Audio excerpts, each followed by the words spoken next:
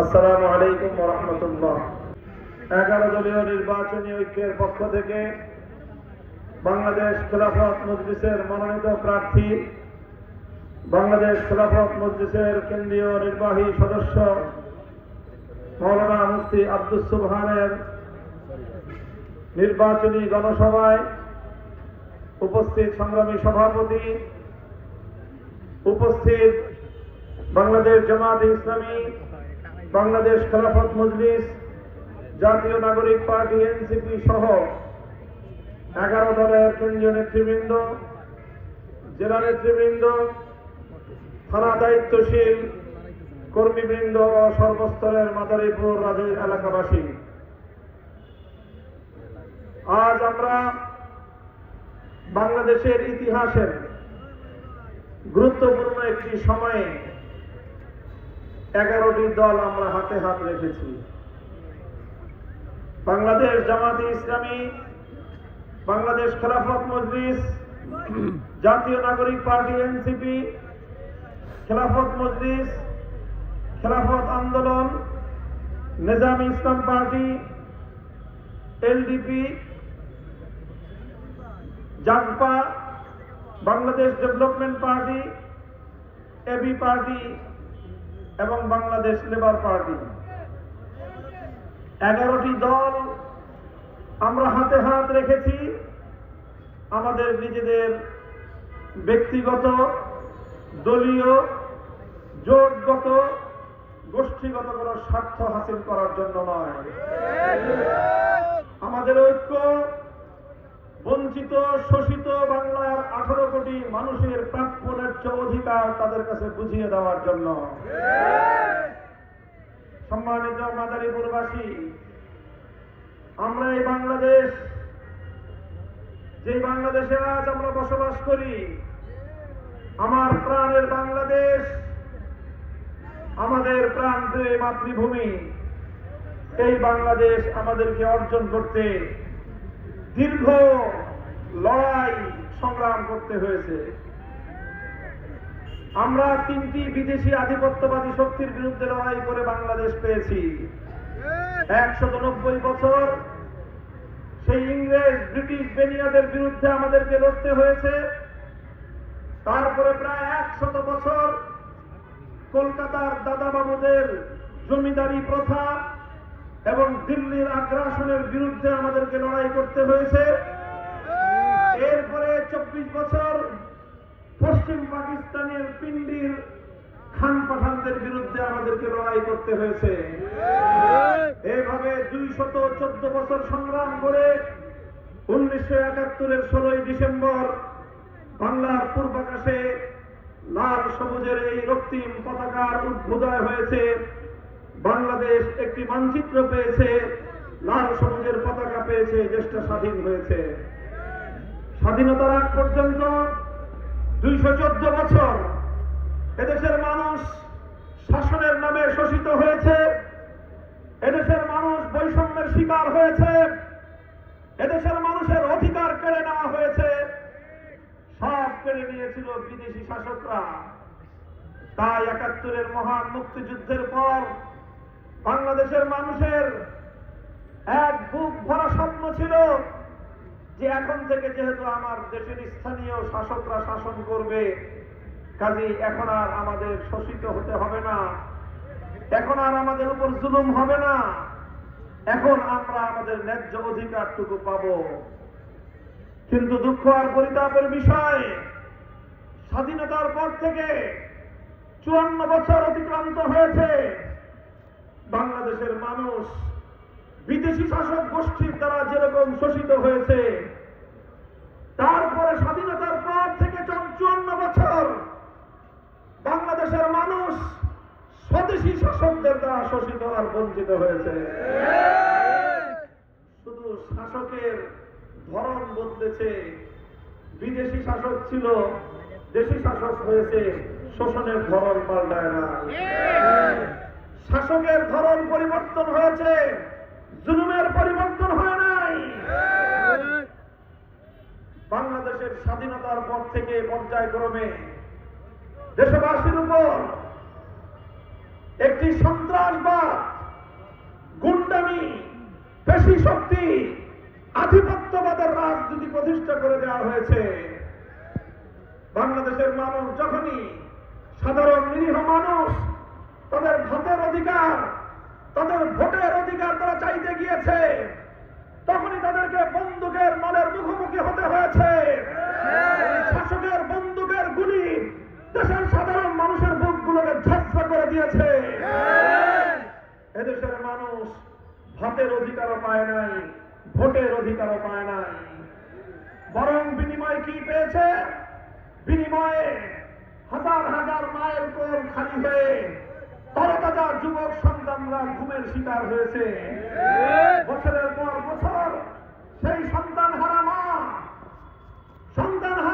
এক বুক বড় কষ্ট নিয়ে পথের পানে তাকিয়েছিল। মায়ের হারাদান সন্তান আর কোনদিন মায়ের কোলে ফিরে আসে নাই। খুন হয়েছে হাজারে হাজার, গোটা বাংলাদেশ মৃত্যু পরিণত হয়েছে। খুন খুন আর নিরপরাধ মানুষের রক্তে বাংলার মাটি লাল হয়েছে। এইভাবেই মানুষ মরতেছে মরতেছে মরতেছে। মানুষের কান্না, মানুষের আহাজারি, সন্তান হারা পিতা মাতার বেদনার আর্তনাদ খোদার আলাস পর্যন্ত কাঁপিয়ে তুলেছে।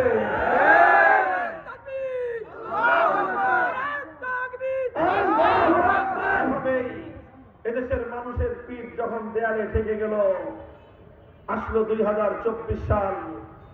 2024 সালের রক্ত ঝরা জুলাই বিপ্লব। এদেশের ছাত্র জনতা ঘর থেকে বেরিয়ে আসলো। তারা আর বৈষম্য সহ্য করতে পারলো না, তারা আর জুলুম বঞ্চনাকে সহ্য করতে পারলো না। স্কুল কলেজ থেকে আমাদের নিষ্পাপ সন্তানেরা, ইউনিভার্সিটি, আলিয়া মাদ্রাসা, কওমি মাদ্রাসা থেকে আমাদের সন্তানেরা 4 কোটি ছাত্র জনতা হাতে হাত রেখে টেকনাফ থেকে তেতুলিয়া গোটা বাংলাদেশে অন্যায়, জুলুম, স্বৈরতন্ত্র, জুলুমবাজির বিরুদ্ধে এক অবিরত সংগ্রামে তারা মাঠে নেমে আসলো। এভাবে সংগ্রাম চলল, লড়াই চলল। 1,500 মায়ের কোল খালি হলো। 1.5 সহস্রাধিক বাংলার দামার সন্তানের লাশ বাংলার মাটিতে লুটিয়ে পড়ল। 30,000 আমার বাংলা মায়ের সন্তান তারা যুদ্ধ করে যুদ্ধ হতো কঠিন। তারা কেউ বন্ধুত্ব বরণ করলো, কেউ চিরতরে অন্ধ হয়ে গেল, কেউ বুলেট বিদ্ধ হয়ে ধুকে ধুকে হাসপাতালের বিছানায় কাটতে শুরু করলো। অনেক রক্ত, অনেক অস্ত্র, অনেক কান্নার বিনিময়ে 2024 বিপ্লবের মাধ্যমে বাংলাদেশের মানুষ এক পরিবর্তনের স্বপ্ন তাদের হাতের কাছে ধরা পেল। সংগ্রামী সাথী ও বন্ধুগণ, এরপর এই স্বপ্ন এদেশের তরুণ প্রজন্ম 17 বছর পর্যন্ত যারা ভোট দিতে পারে নাই, আজ তারা তারুণ্য পেরিয়ে, যৌবন পেরিয়ে বার্ধক্যের দ্বার প্রান্তে উপনীত। এখনো তারা এই দেশে কিভাবে ভোটাধিকার প্রয়োগ করা যায় সেই সুযোগটুকু পর্যন্ত তারা পায় নাই। 17 বছর পর আজ বাংলাদেশে 2026 সালের 12 ফেব্রুয়ারি সেই ঐতিহাসিক মহেন্দ্র খান, প্রায় 1.5 যুগ পরে বাংলার তরুণ প্রজন্ম আগামীর ভাগ্য করার জন্য নিজেরাই নিজেদের ভোটাধিকার প্রয়োগ করার জন্য অধীর আগ্রহে অপেক্ষমান। এই যখন বাংলাদেশের অবস্থা, তখন আবার বন্যার অন্তরে শুরু হয় ষড়যন্ত্র। এদেশে আবার আধিপত্যবাদ জেগে বসার চেষ্টা করে, আবার ফিরে আসার চেষ্টা করে স্বৈরতন্ত্র, আবার ফ্যাসিবাদ জন্ম নেওয়ার জন্য নতুন করে কলকাঠি নাড়া শুরু হয়। সেই ফ্যাসিবাদ রক্ত দিয়ে প্রতিহত করা হয়েছে।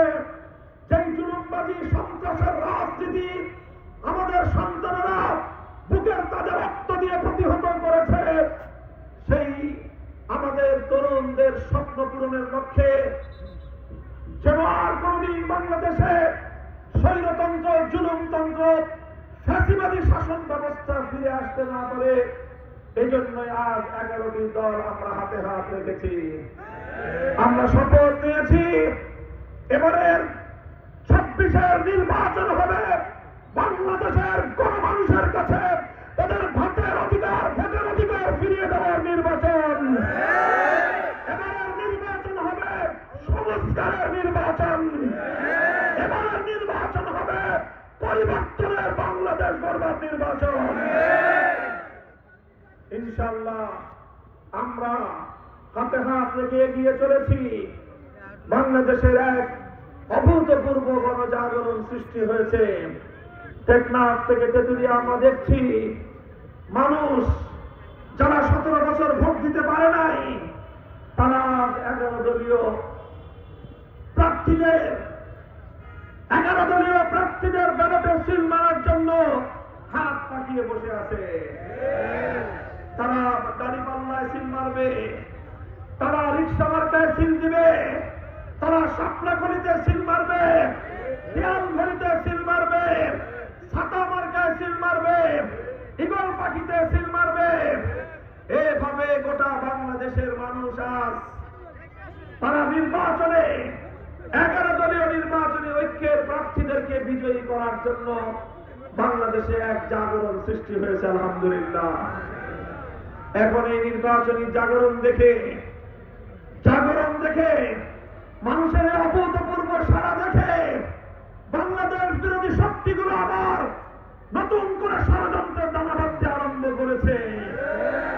আমরা হুঁশিয়ার করে দিতে চাই, দেশপ্রেম এবং ইসলামের প্রতি ভালোবাসা কমিটমেন্ট নিয়ে আমরা যে ঐক্য করেছি, জনগণের অধিকার তাদের কাছে ফিরিয়ে দিয়ে আমরা ক্ষান্ত হব ইনশাআল্লাহ।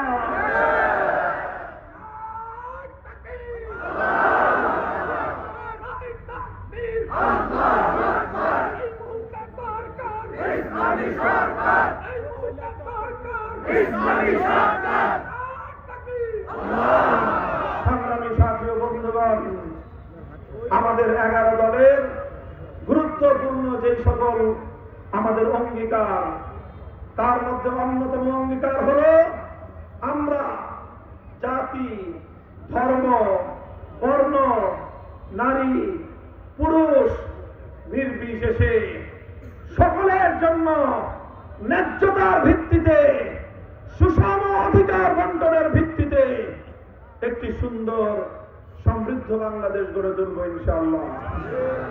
আমাদের 11 দলের অন্যতম প্রধান লক্ষ্য হল দুর্নীতি এবং দেশের সম্পদ লুটপাটের রাজনীতির বিরুদ্ধে আমরা জনগণকে নিয়ে একটি মহা ঐক্যের বাঁধন গড়ে তুলব।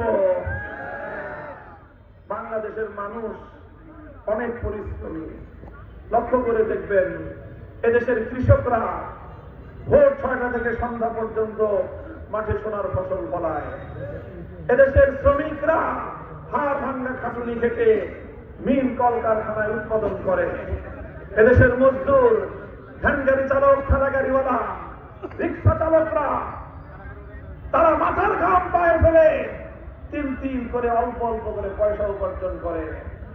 এদেশের ব্যবসায়ীরা, ক্ষুদ্র মাঝারি ব্যবসায়ীরা রাত দিন 24 ঘন্টা তারা ছুটতে থাকে। ছুটতে তারা এইভাবে নিজেদের জীবনকে পানি করে সম্পদ উপার্জন করে। এদেশের ব্যবসায়ী উদ্যোক্তারা, বড় বড় উদ্যোক্তারা মিল, কারখানা, ফ্যাক্টরি করে ব্যক্তিগত উদ্যোগে লক্ষ লক্ষ মানুষের কর্মসংস্থান তৈরি করে। আর এদেশের অনেক যুবকেরা প্রবাসে যায়, বিদেশে গিয়ে প্রবাস যাপন করে।